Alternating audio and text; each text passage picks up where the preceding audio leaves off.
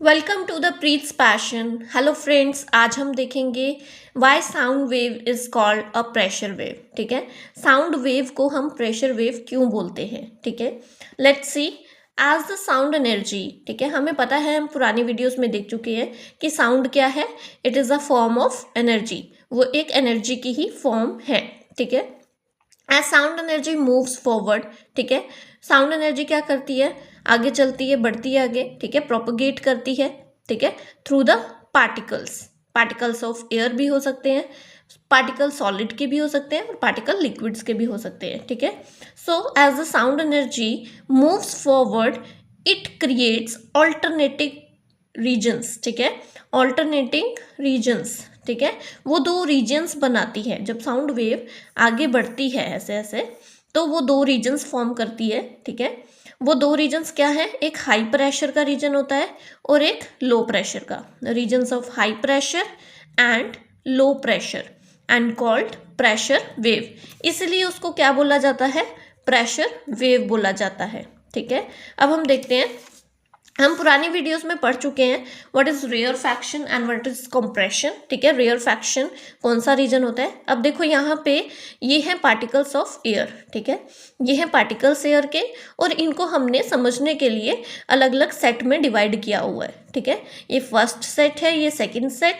ये third fourth, ये fifth और सिक्स्थ। ठीक है, अब जैसे ही ये जो स्पीकर है इसमें से साउंड एनर्जी निकली, तो ये जो एयर के पार्टिकल्स हैं, ठीक है, ये जो पहले सेट के पार्टिकल्स हैं, ये एनर्जी को सबसे पहले फेस करेंगे। ठीक है, क्योंकि एनर्जी सबसे पहले इनके पास पहुंचेगी, इसीलिए इनको हमने क्या बोला, फर्स्ट सेट ऑफ पार्टिकल्स।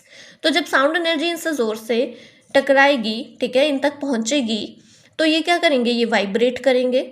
जब ये वाइब्रेट करेंगे, वाइब्रेट का मतलब है टू एंड फ्रो मोशन, आगे जाके पीछे आना, फिर अपनी जगह में आ जाना। ठीक है, तो ये जब वाइब्रेट करेंगे, जोर से आगे जाएंगे, फिर पीछे आके फिर अपनी जगह में आ जाएंगे। तो जोर से जब ये आगे जाएंगे तो ये सेकंड सेट ऑफ पार्टिकल के साथ क्या करेंगे, कोलाइड करेंगे, टकराएंगे। ठीक है, फिर सेकंड वाले क्या करेंगे, इनको धक्का लगेगा तो ये भी आगे जाएंगे, ये थर्ड वाले से टकराएंगे, और थर्ड वाले क्या करेंगे, फोर्थ वाले से टकरा रहे हैं।